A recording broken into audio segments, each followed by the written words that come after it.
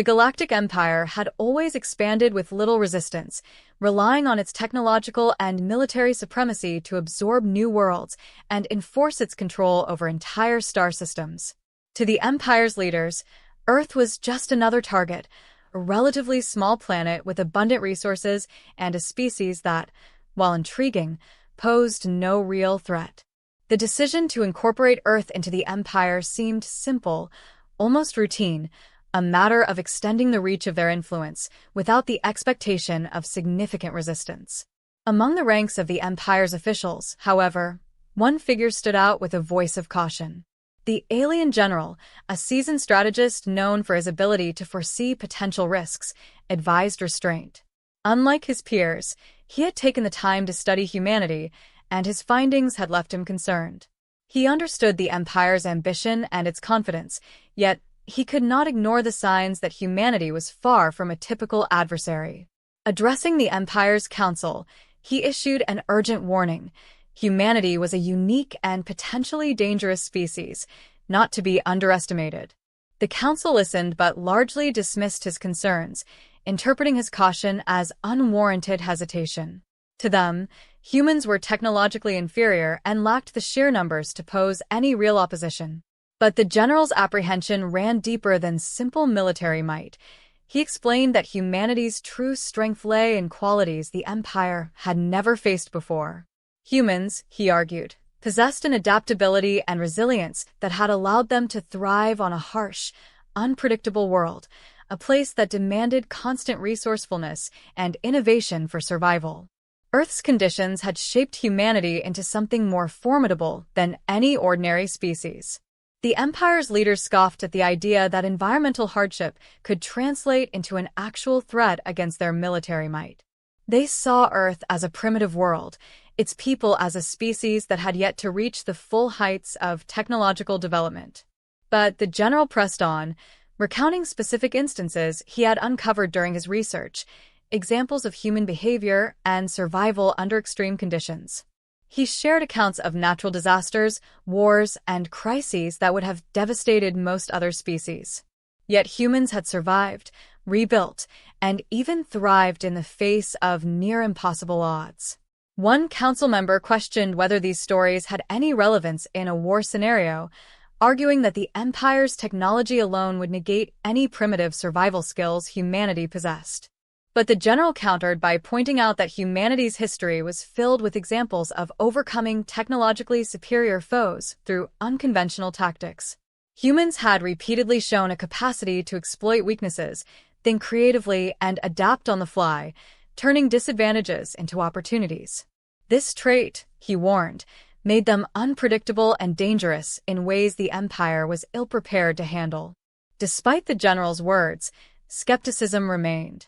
The Empire had relied on its might for so long that the idea of a lesser species posing a genuine threat was almost inconceivable. They saw the general's concerns as a reluctance to engage rather than a legitimate warning. A few council members even suggested that his caution was a sign of weakness, unbefitting an empire that had always pursued expansion without fear. But the general persisted, reminding them of past campaigns where overconfidence had led to costly mistakes. He warned that the Empire's assumption of superiority was, in this case, a dangerous blind spot. To emphasize his point, the general explained that humanity's evolution on a hostile world had fostered unique survival instincts. Unlike other species that the Empire had subjugated, humans were used to environments that changed frequently and unpredictably. This had forced them to develop an acute awareness of risk and opportunity, traits that could make them remarkably difficult to control. The general argued that in any conflict, humans would not simply surrender. They would find ways to resist, employing tactics that could undermine even the most advanced strategies. As he spoke, some council members began to see the wisdom in his words. They recognized that the Empire's typical approach of swift domination might not yield the same results with humanity.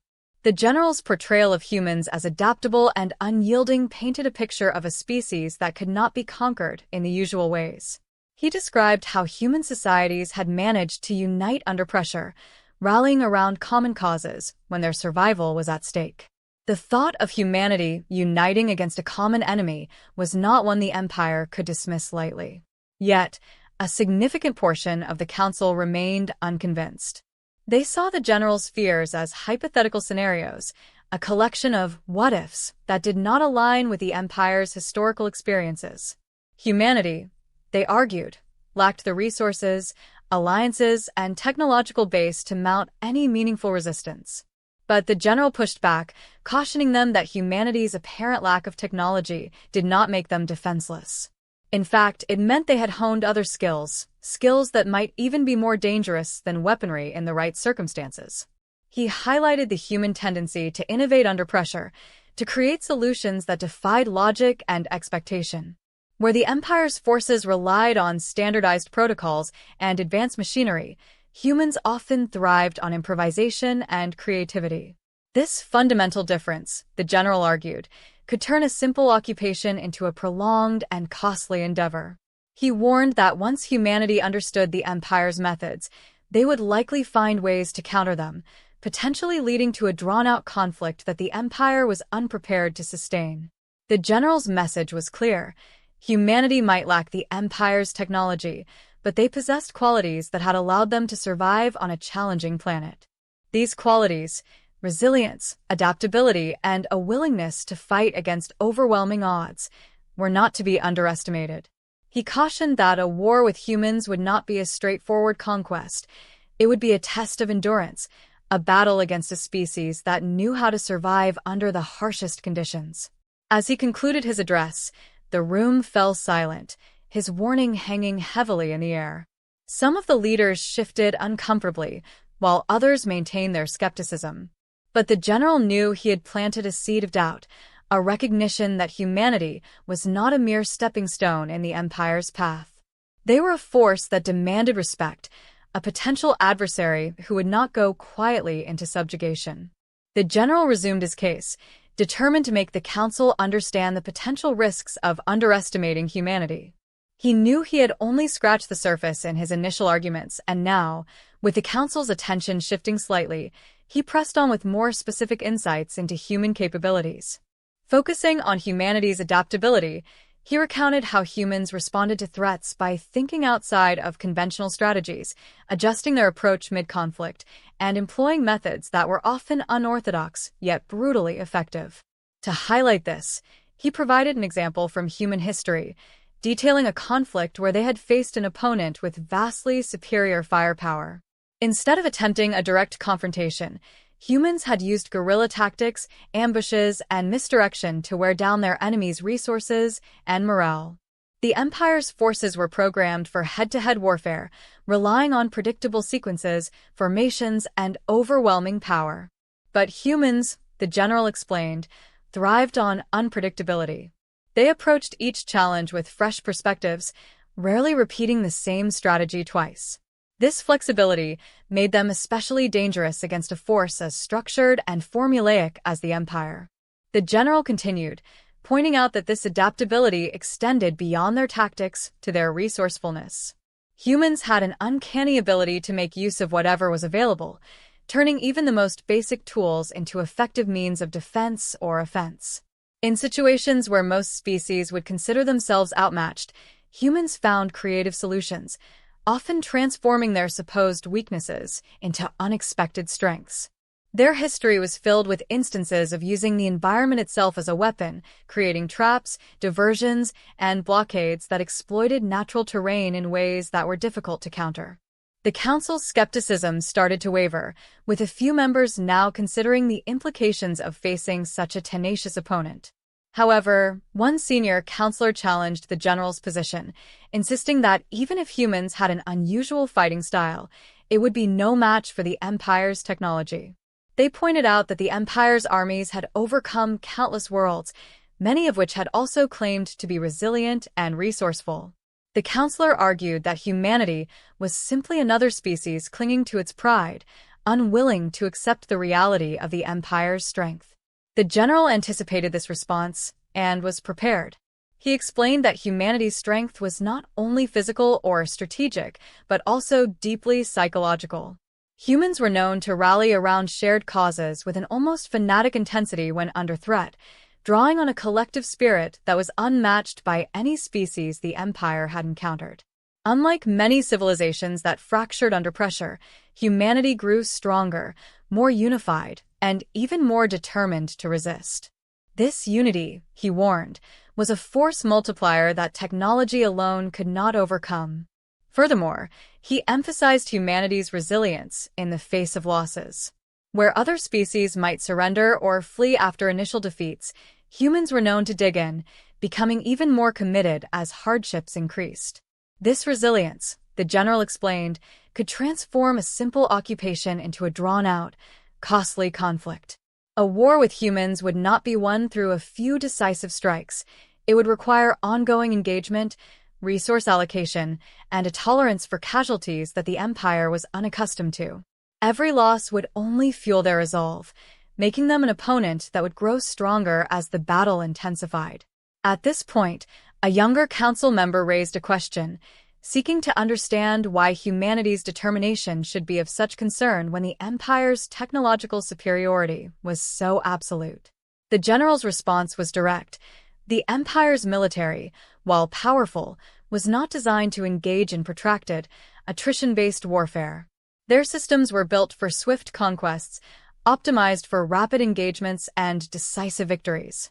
Humanity, however, thrived on endurance and had a long history of weathering conflicts that spanned generations. They had built societies on principles of survival and perseverance, knowing how to endure long sieges and setbacks, outlasting their opponents in ways the Empire's forces were unprepared for. The general's arguments resonated with some members, who began to see the potential pitfalls of initiating conflict with a species that could resist in ways technology alone could not counter. He urged them to consider the economic and logistical strain that a prolonged conflict with humans could place on the Empire. Resources would have to be diverted, additional reinforcements deployed, and critical attention shifted away from other strategic goals, leaving the Empire vulnerable on multiple fronts. Humanity's resilience would make every victory costly, turning even minor engagements into substantial drains on the Empire's resources. To further underscore his point, the general elaborated on the psychological toll of fighting humans. Unlike other species that viewed warfare as a calculated endeavor, humans brought an emotional weight to their conflicts that affected their enemies deeply. They fought not only for survival but for concepts like freedom, family, and honor. The general warned that these motivations, though intangible, created a level of commitment that technology could not replicate or easily counter. Humans would not simply fight, they would endure, persist, and adapt, finding ways to make every battle meaningful, every loss a rallying cry for more resistance. Finally, the general raised one last critical point: humanity's potential alliances. While Earth itself was small in comparison to the Empire, humans had a way of inspiring others, especially those who shared their values of independence and resilience. If the Empire attacked, it was highly probable that other neutral or rival factions might see humanity as a symbol of resistance, aligning with them out of shared interests or even sympathy. Such an alliance would turn a single conflict into a galaxy-wide struggle, multiplying the costs and risks far beyond what the Empire had anticipated. As he concluded, the general looked around at the council, his tone grave. Humanity was not just another species to be conquered. They were a unique force that could challenge the Empire in ways no one had foreseen. Their adaptability, resourcefulness, and psychological resilience meant that they would not be an easy victory, but a constant, unyielding resistance that could drain the Empire's strength over time. Some council members shifted uneasily, realizing the weight of his words. Humanity, they were beginning to understand, was far more than they had assumed. The general had made his case clear. The path to war with humans was not a straightforward conquest, but a potential quagmire that could entangle and weaken the Empire. The general took a deep breath and continued, aware that he was beginning to sway a few minds but needed to drive his point further. He decided to shift focus to humanity's history of conflict and survival, knowing it would reveal just how prepared humans were for an unexpected, unconventional war. Unlike most species, humans had developed a reputation for defying the odds, often facing down insurmountable challenges with a resourcefulness that was as unsettling as it was effective. He recounted some key historical examples of human endurance, painting a vivid picture of humanity's resilience. In times of global catastrophe and large-scale wars, humans had demonstrated an uncanny ability to rebuild, adapt, and continue thriving under conditions that would have shattered the resolve of most other species. They had endured pandemics, natural disasters, and political turmoil, all of which had forced them to grow stronger, more unified, and adaptable in ways that most could not fathom. He pointed out that humans, even when battered and broken, never surrendered easily. The Empire's typical strategy of crushing morale through initial overwhelming force, he explained, would likely have little effect on a species that had already learned to endure and rebuild. The council members listened closely, some of them now visibly more concerned. The general emphasized that human culture placed high value on resilience, pride, and autonomy. They were known for creating legends of heroism around their struggles, stories that were passed down for generations, reinforcing their identity as a people who overcame adversity. These narratives, he argued, shaped humanity's collective mindset, creating a kind of psychological armor. In a war against the Empire, humans wouldn't merely fight to survive. They would fight with the fervor of a species defending everything they held sacred. They would see themselves as defenders of their world, their freedom, and their very identity. To humans, each battle would be more than just a conflict. It would be a matter of legacy. The general's tone grew graver as he elaborated on how humanity's history had honed their instinct for psychological warfare. Humans, he explained, knew how to get inside an opponent's head, to disrupt and manipulate perceptions in ways that could dismantle even the most disciplined forces. They used tactics that undermined confidence and morale, understanding that warfare wasn't only about physical combat, but also about seeding doubt, fear, and uncertainty in the minds of their enemies. This approach was alien to the Empire's forces, who operated with precision and calculated logic, and it was precisely what made humans so dangerous.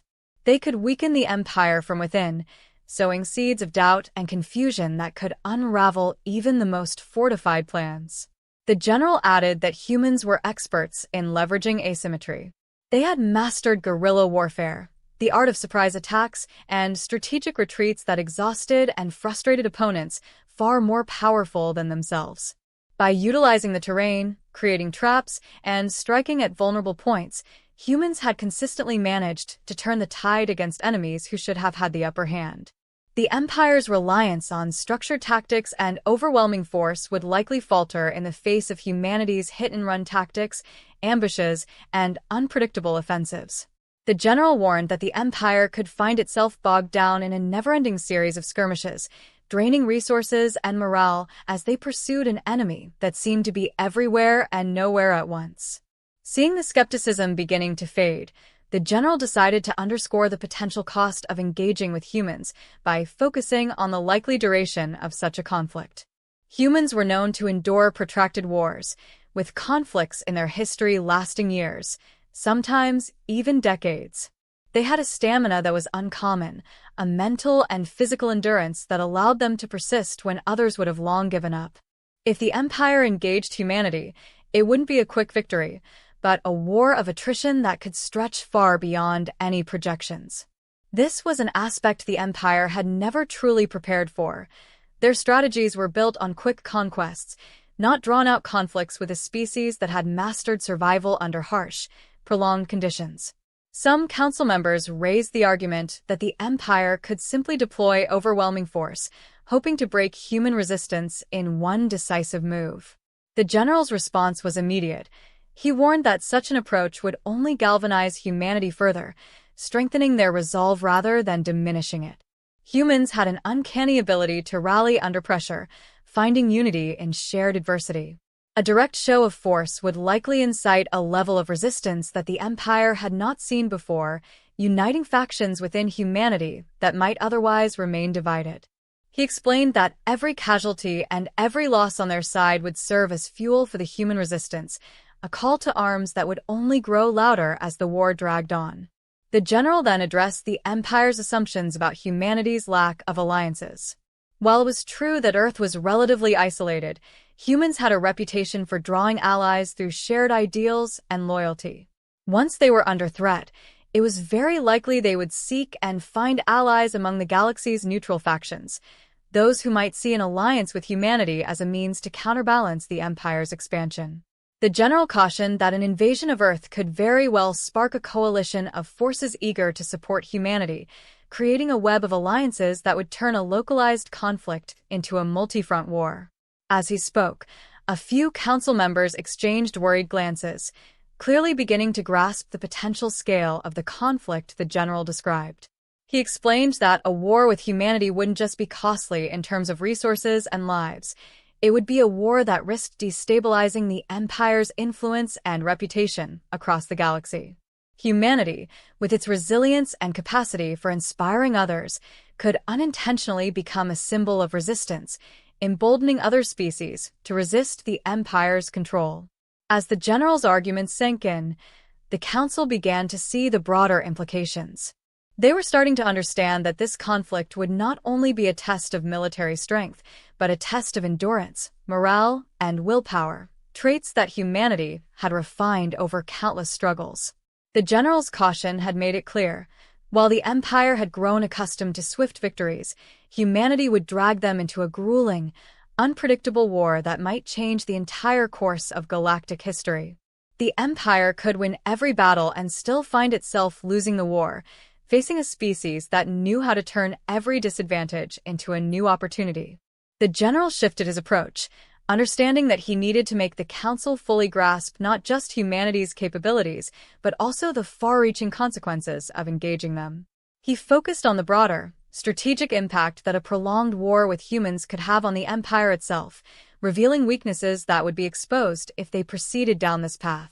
A war with humanity wouldn't just be a costly venture.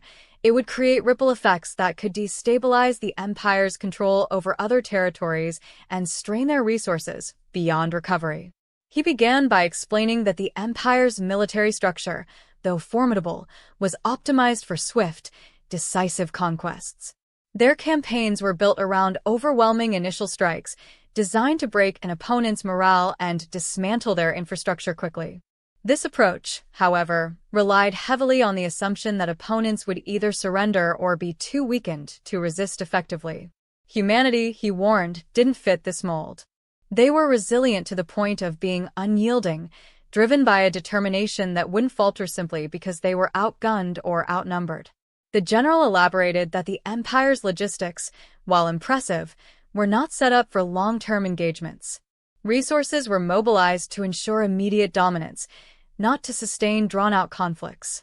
In a war with humans, supply chains would be stretched thin, fleets would be tied down in one system, and reinforcements would be delayed by the vast distances involved. This logistical strain would be compounded by the fact that humanity's guerrilla tactics would target supply lines and infrastructure, exploiting every possible weakness in the Empire's vast but rigid system. The longer the conflict dragged on, the more the Empire would be forced to divert resources away from other regions, leaving their outer territories vulnerable to unrest and even rebellion. A council member interrupted, pointing out that the Empire could simply allocate more resources and personnel to overpower the humans by sheer volume. The general responded firmly, cautioning that even such an approach carried risks. He explained that the Empire was already operating at near capacity to maintain its expansive territory, with countless systems relying on a delicate balance of security forces and resource allocation to keep the peace. Shifting these resources to focus on Earth would create gaps in other areas, tempting rivals and encouraging dissident movements. The general warned that while they could conquer Earth, the cost would be felt across the galaxy in the form of uprisings, opportunistic attacks, and destabilization within their own borders. Building on this, the general introduced the concept of psychological impact.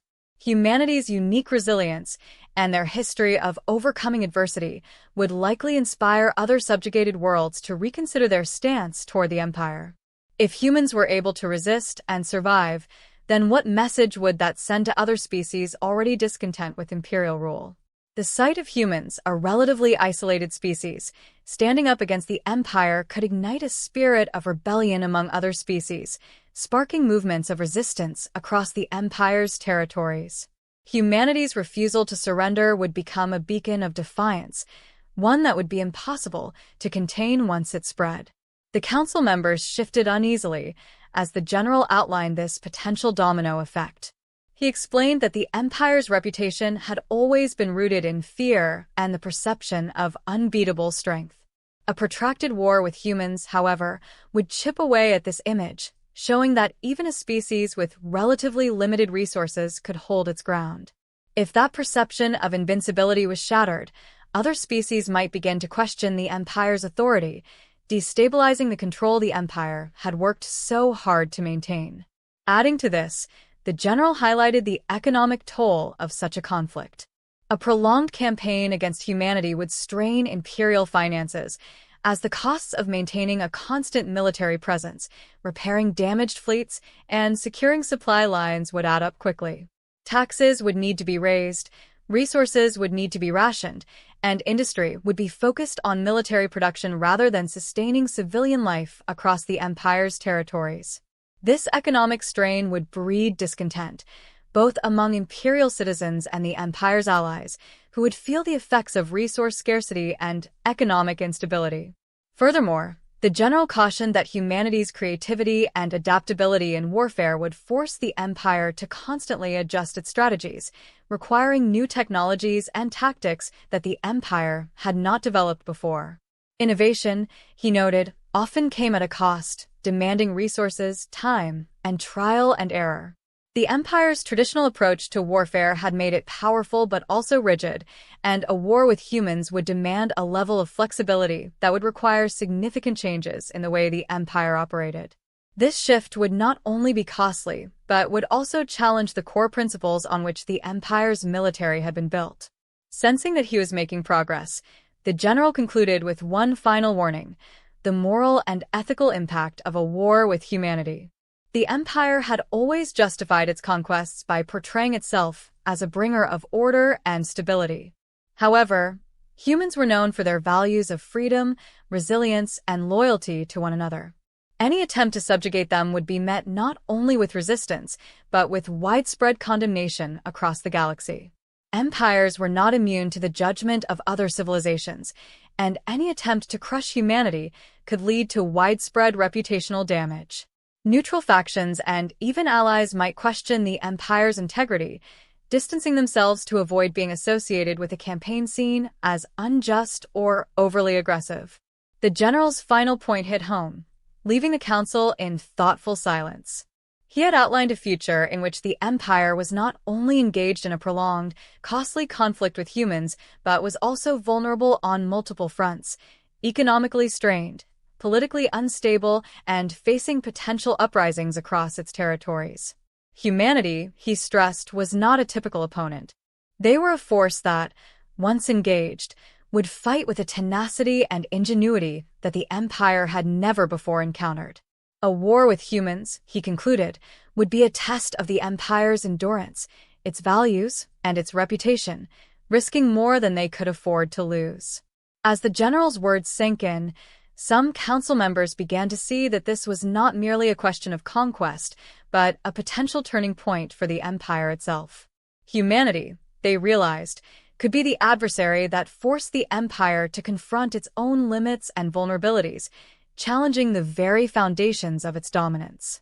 As the debate within the council continued, the alien general sensed a shift in the atmosphere. His warnings about humanity had ignited a discussion that moved from mere skepticism to genuine concern.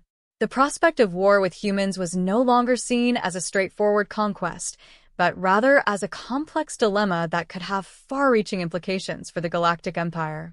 The council members began to contemplate the long-term consequences of their actions, weighing the potential costs against the perceived benefits. In light of the general's arguments, a proposal started to take shape among some council members advocating for diplomacy rather than aggression. This faction recognized that humanity's unique qualities could be an asset rather than a threat. They suggested that the Empire explore peaceful negotiations with Earth, opening channels for dialogue instead of hostility. By engaging with humanity, they could potentially forge an alliance that would benefit both parties and avoid the costly ramifications of a drawn-out conflict.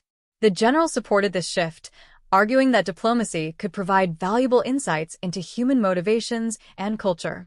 He pointed out that understanding humanity's values would allow the empire to approach negotiations from a place of respect rather than condescension. Establishing communication could also lead to the sharing of knowledge, technology, and resources, creating opportunities for mutual benefit that could foster stability in the region. The general believed that humanity, when approached respectfully, could become a powerful ally rather than an enemy to be conquered. However, not all council members were convinced. Some argued vehemently that any gesture of goodwill would be interpreted as weakness by humans, encouraging them to resist further. They maintained that humanity's very essence was rooted in defiance, suggesting that an alliance would be impossible due to their inherent distrust of any authority. The empire had always maintained a strict hierarchy, and extending an olive branch to a species perceived as inferior was seen as a risk that could undermine their authority. Despite this opposition, the discussions continued to evolve. The council recognized the wisdom in the general's perspective, particularly regarding the dangers of underestimating an adversary. Slowly, more leaders began to see the potential benefits of a diplomatic approach. The notion of viewing humanity as partners instead of enemies resonated with those who had been skeptical of the empire's approach to warfare.